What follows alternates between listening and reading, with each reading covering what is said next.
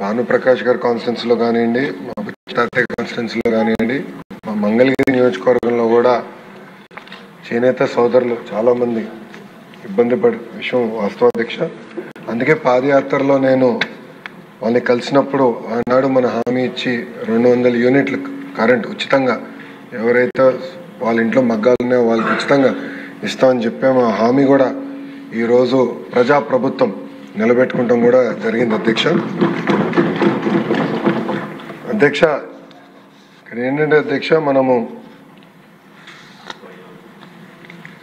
గతంలో కూడా దీని గురించి చాలా చర్చలు జరిగినాయి. కొంత రిజర్వేషన్ ఇవ్వాలి, కొంత శాతం చేనేత సోదరులు తయారు చేస్తున్న వస్త్రాలు ప్రభుత్వ పాఠశాలలో పిల్లలకి అందజేస్తే బాగుంటుందని కూడా గతంలో కోరుతుంది అధ్యక్ష. ఇదేంటంటే ఒక స్ట్రక్చరల్ చేంజ్ రావాలి. ఇది సింపుల్గా ఒక జియో ఇష్యూ చేసి నేను చేస్తామని చెప్పి ఆర్డర్ ఇచ్చిన తర్వాత ఏంటంటే కొన్ని సందర్భాల్లో సొసైటీలో ఆ సప్లై చేయలేకపోయారు అధ్యక్ష. అంటే కొన్నేమో బట్టి షర్టింగ్ చేయగలుగుతూ ఉంటారు, కొంతమంది వేరే చేయగలుగుతూ ఉంటారు. అదేవిధంగా డైమెన్షన్స్ ప్రాబ్లం కూడా వచ్చింది, అంటే విత్ ఆఫ్ ద క్లాత్ కూడా ప్రాబ్లం వచ్చింది అధ్యక్ష. రెండో అంశం కూడా అధ్యక్ష, మేమందరం మంత్రులందరూ కూడా మేము అనుకుంటూ ఉంటాం, మా ఫైనాన్స్ మినిస్టర్ గారు పెద్ద చెక్ పోస్ట్గా తయారైపోయారు. ఎందుకంటే ఆయనకున్న ఇబ్బందులు ఆయనకున్నాయి, ఆర్థికంగా ఇంకా రాష్ట్రాన్ని సరైన దారిలో పెట్టాల్సిన అవసరం ఉంది. సో ప్రభుత్వం ఏ ప్రైస్తో అయితే కొనుగోలు చేయాలనుకుంటుందో, ఒక కంపిటేటివ్ బిడ్డింగ్లో వెళ్ళినప్పుడు దాంట్లో మనల్ని ఎట్లా పోటీ పడాలి, ఎలా మెరుగైన వస్త్రాలు అందించాలి దానిపైన మనందరం కూర్చుని మాట్లాడాల్సిన అవసరం ఉంది. ఎందుకంటే ఇది కేవలం ఇక్కడున్న 3 నియోజకవర్గాలకు సంబంధించి కాదు, సుమారుగా 50 నియోజకవర్గాల్లో చేనేత సోదరులు పెద్ద ఎత్తున వాళ్ళు పనిచేస్తారు. నేను చూసా, ప్రొద్దుటూరులో ఉన్నారు, ధర్మవరంలో చూశాను. సో యూనిఫామ్ విషయంలో ఎట్లా ప్రైస్ కంపిటేటివ్నెస్, రెండో పక్కన వచ్చేసి సరైన dimensions, so that cloth cutting అప్పుడు షటిల్ చేసేటప్పుడు వేస్టేజ్ లేకుండా చేయాల్సిన అవసరం ఉందో అది మనందరూ ఒకసారి కూర్చుని మాట్లాడి సొసైటీలతో కూడా మాట్లాడి చేయాలని గౌరవ సభ్యులందరినీ కోరుతున్నాను. అంటే ఇది కేవలం ఒక లోకేష్ వల్లనే అవ్వదు, అందరం కూర్చుని మాట్లాడాలి. రెండోది, నేను గౌరవ సభ్యులు కూడా కోరేది, ఈ సెషన్లో మీకు సమయం ఉంటే మంగళగిరిలో ఒక ఎక్స్పెరిమెంట్ చేస్తున్నాను, వీవర్శాల అని. ప్రతిపక్షంలో ఉన్నప్పుడు సొంత నిధులతో మగ్గాలు, లేటెస్ట్ మగ్గాలు కొన్ని ఎలా చేనేత సోదరులకి ఆదాయం రెట్టింపు చేయాలి, అంటే డబుల్ ఎట్లా చేయాలి, దానిపైన మేము చాలా హోంవర్క్ చేసాం.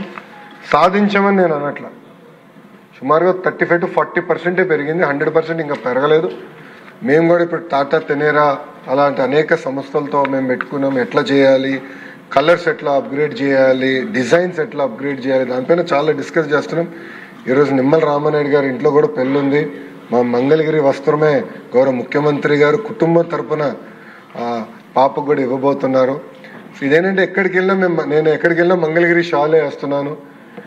ఇతర దేశ ప్రధానులైనా రాష్ట్రపతులైనా గౌరవ ప్రధానమంత్రి నరేంద్ర మోడీ గారిని కలిసినప్పుడు కూడా మంగళగిరి షాల్ వేస్తున్నా, అంటే ప్రమోట్ చేస్తున్నా. ఎక్కడికి వెళ్ళినా బాగా ప్రమోట్ చేసి అదొక ప్యాషన్గా నేను చేస్తున్నాను.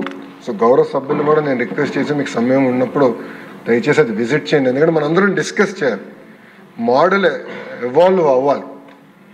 మోడల్ ఎవాల్వ్ అయ్యి మెరుగైన ఉపాధి ఆదాయం వచ్చే విధంగా మార్కెట్కి ఎట్లా లింక్ చేయాలనే విధంగా మనం అందరం పనిచేయాల్సిన అవసరం ఉంది. నేను ఈ ప్రాజెక్ట్ సుమారుగా 3.5-4 సంవత్సరం చేస్తున్నాను, ఇంకా సక్సెస్ అయిందని నేను అనట్లా. మీరు అన్నట్టు స్ట్రక్చరల్ ప్రాబ్లమ్స్ ఉన్నాయి, కొన్ని దాంట్లో దళారులు ఉన్నారు, వాళ్ళ చేతుల్లో చేనేత సోదరులు ఉండిపోయగల వాళ్ళు బయటికి కూడా రాలేని పరిస్థితి ఉంది. నేను దానిపైన పెద్ద ఎత్తున వర్క్ చేశాను. మనందరం కలిసికట్టుగా హోంవర్క్ చేసి ఒక లాంగ్ టర్మ్ ప్లాన్, ఇది 2 సంవత్సరాలు 3 సంవత్సరాలు అయ్యేది కాదు, లాంగ్ టర్మ్ ప్లాన్ అనేది మనందరం కలిసికట్టుగా చేయాలని గౌరవ సభ్యులు నేను కోరుతున్నాను. యూనిఫామ్ విషయం మీరు చెప్పారు. గతంలో ఏమైందంటే ఈ ప్రాబ్లం వల్ల వాస్తవంగా యాప్కో అయితే 1 సంవత్సరం సప్లై కూడా చేయలేకపోయారు. మేము చేయలేము, ఇంత క్వాంటిటీ మా వల్ల అవ్వదు, ఎంతో కొత్త చేయండి అంటే అది కూడా చేయలేకపోయారు. సో ఈ సంవత్సరం ఎటుకో ప్రొక్యూర్మెంట్ అయిపోయింది, పిల్లలకి బట్టలు ఇచ్చేసాం. వచ్చే సంవత్సరానికి ఇప్పుడు ప్రక్రియ స్టార్ట్ చేస్తాం కనుక నేను ఒక వర్కింగ్ గ్రూప్ ఏర్పాటు చేస్తాం. మన డిపార్ట్మెంట్లో వీళ్ళు క్రియేట్ వర్కింగ్ గ్రూప్. 2 పెద్దలు మీరు మీరు కూడా బుచ్చే తాత నాయకత్వంలో మీరు కొంచెం ఎమ్మెల్యేలందరూ మాట్లాడి ఒక 4-5 మీరు వర్కింగ్ గ్రూప్లోకి రండి, కూర్చుని లెటర్స్ డిస్కస్, దీన్ని ఎట్లా మెయిన్ స్ట్రీమ్ చేయాలో చేద్దాం. కానీ ప్రైస్ కంపిటేటివ్నెస్ కూడా ఇంపార్టెంట్, అది కూడా ఎట్లా చేయాలో కొంత వర్కౌట్ చేద్దాం. రెండో విషయం అధ్యక్ష, గౌరవ సభ్యులందరూ కూడా గమనించి ఉంటారు, కొత్త బట్టలు ఇచ్చాం పిల్లలకి, యూనిఫామ్స్. నేను అనుకుంటా one of the best uniforms ఇచ్చామని నేను భావిస్తున్నాను. క్వాలిటీ కానీ ఎన్ని బెస్ట్ యూనిఫామ్స్ ఇచ్చాం. పోయిన సెషన్లో ఎడ్యుకేషన్ పైన అనేక చర్చలు జరిగినాయి, యూనిఫామ్ అన్నీ చూపించడం కూడా జరిగింది, మళ్ళీ రిపీట్ చేయదలుచుకోలేదు. కానీ ఒక విషయం చెప్పదలుచుకున్నాం, గతంలో అధ్యక్ష bleach to over print shirting cloth వాడారు, అంటే బ్రీదబిలిటీ ఉండేది కాదు అధ్యక్ష. పిల్లల్ని కూడా మేము పాదయాత్రలో అడిగినప్పుడు ఏంటంటే బ్రీదబిలిటీ లేదు సార్, చెమట పడుతుందంటే మేము ఇప్పుడు యాన్ డైడ్ ఓవెన్ ఫ్యాబ్రిక్కి వెళ్ళాం. సో బ్రీదబిలిటీ ఎక్కువ ఉంటుంది అధ్యక్ష. అదేవిధంగా ఇద్దరికి అంటే బాయ్స్ అండ్ గర్ల్స్కి సేమ్ కలర్ సేమ్ ప్యాటర్న్ కూడా మనం ఇస్తాం జరిగింది అధ్యక్ష. సో మీరు క్లాత్ చూసిన, కలర్ క్వాలిటీ చూసిన, ఎన్ని వాషెస్ అయినా క్లాత్ ఎలాంటి ఇబ్బంది లేకుండా ఉండే విధంగా మేము చేస్తాం కూడా జరిగింది అధ్యక్ష. ఇన్ఫ్యాక్ట్ టెండర్స్లో మేము చాలా డిస్కస్ చేసాం. నేను డిపార్ట్మెంట్ చెప్పింది ఏంటంటే 5 సంవత్సరాల్లో కనీసం 1000 కోట్లు మనం సేవ్ చేయాలి. మనం ఇచ్చే సర్వేపల్లి రాధాకృష్ణ గారి పేరుతో కిట్ ఇస్తున్నాం, అంత పెద్ద ఆయన పేరు పెట్టినప్పుడు పారదర్శకంగా నడిపించాలి, అవినీతి రహితంగా నడిపించాలి, కనీసం 1000 కోట్లు సేవ్ చేయాలని లక్ష్యంతో మేము పనిచేసాం అధ్యక్ష. ఆ కిట్ కానివ్వండి, ఎగ్ సప్లై కానివ్వండి, చిక్కీ సప్లైలో కానివ్వండి, అంతా కూడా పారదర్శకంగా నడిపించాం. కనుక పోయిన సంవత్సరం సుమారుగా 200 కోట్ల రూపాయలు సేవ్ చేసాం. 5 సంవత్సరాల్లో 1000 కోట్ల రూపాయలు ఈ టెండరింగ్ ప్రాసెస్ ద్వారా మేము సేవ్ చేస్తాం జరిగింది అధ్యక్ష.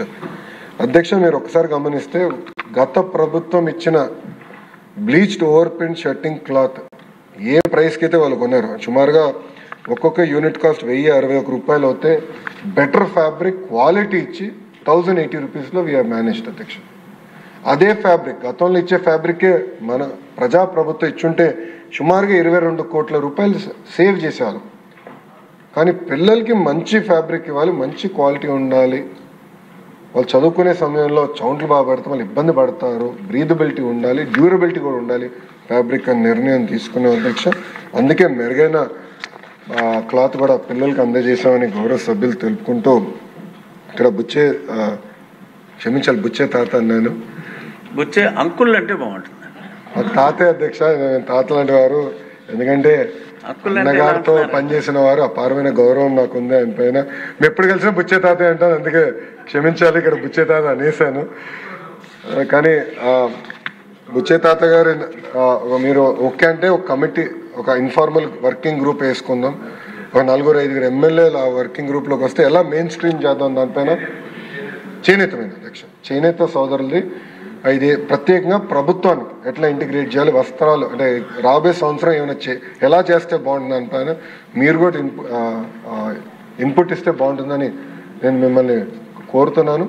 మీరు ఇవి సమావేశం అయిన తర్వాత కొన్ని పేర్లు ప్రతిపాదిస్తే నేను ఒక వర్కింగ్ గ్రూప్ వేస్తాను, మీ నాయకత్వంలో ఇది మెయిన్ స్ట్రీమ్ చేద్దని గౌరవ తాతయ్య గారిని కోరుతున్నాను.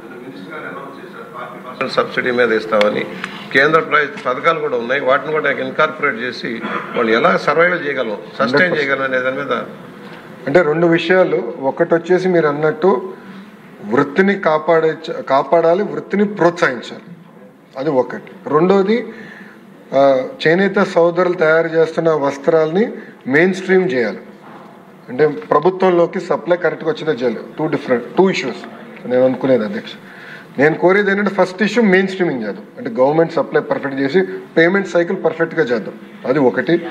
రెండోది మీరు అన్నట్టు ఒక సిస్టమ్ క్రియేట్ చేసి మెయిన్ స్ట్రీమింగ్ చేద్దాం.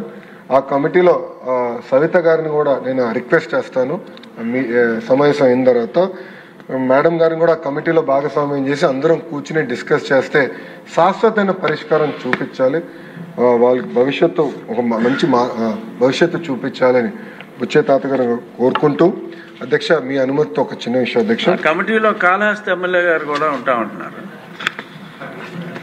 డన్ అధ్యక్ష శ్రీకాళహస్తి ఎమ్మెల్యే గారు మార్కెటింగ్ బాగా చేసుకుంటారు అధ్యక్ష.